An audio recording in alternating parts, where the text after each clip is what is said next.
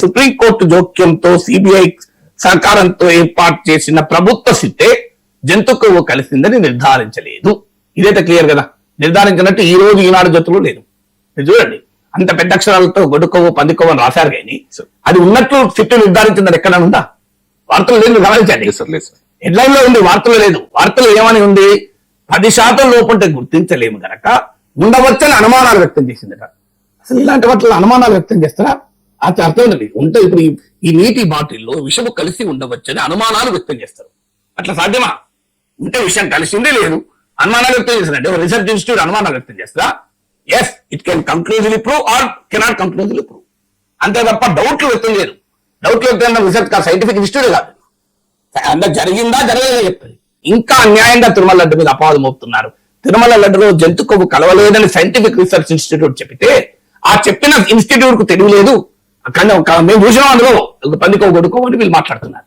అసలు మీరు ఎవరిపైన దాడి చేస్తున్నారు? మీ టార్గెట్ జగన్, నాకు తెలుసు. మీ టార్గెట్ వైఎస్ఆర్ కాంగ్రెస్. మీరు ఏమైనా చేసుకోండి, జగన్ లోపలేండి.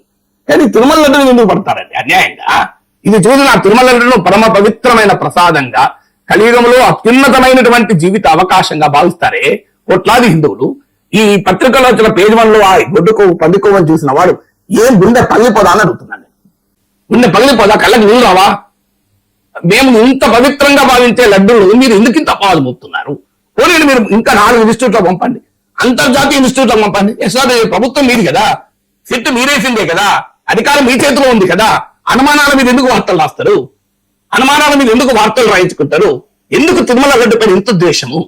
పోనీ మీరు 4 ఇన్స్టిట్యూట్లో పంపండి, అప్పుడు ఎస్టాబ్లిష్ రాయండి, నాకు అభ్యంతరం లేదు. కానీ అనుమానాలు వ్యక్తం చేశాయి.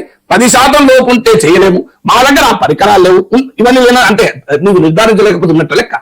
నాకు అర్థం కాదు. ఇప్పుడు ఈ వాటర్ బాటిల్లో విషయం కలిసిందో లేదో చెప్పడానికి నా దగ్గర ఏ ఈక్విప్మెంట్ లేదు. అంత విషయం కలిసినట్టు అనుమానమా?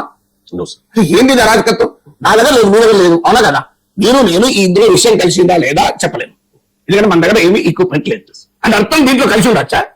కలిసి ఉంటే మనిషి ఉంటుందా? నేను ఇప్పుడు తాగుతున్నా, పోతున్నా, చూడండి, నేను పోతున్నా, పోను కదా. మన ప్రయోగం నాకు లేదు, నా పరికరాలు ఎవరికి ఉండొచ్చు అనుమానం. ఇదేం వార్తలండి, ఇదేం జరుగుతుంది? నాకు అర్థం కాదు.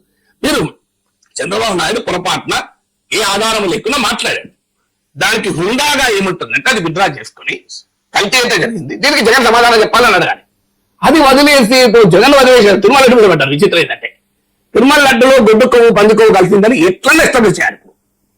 ఎందుకు ఆ క్రేజీ నాకు అర్థం కాదు. తిరుమల లడ్డును అపవిత్రం చేయడం పై క్రేజీ ఏంటి నాకు అర్థమే కాదు.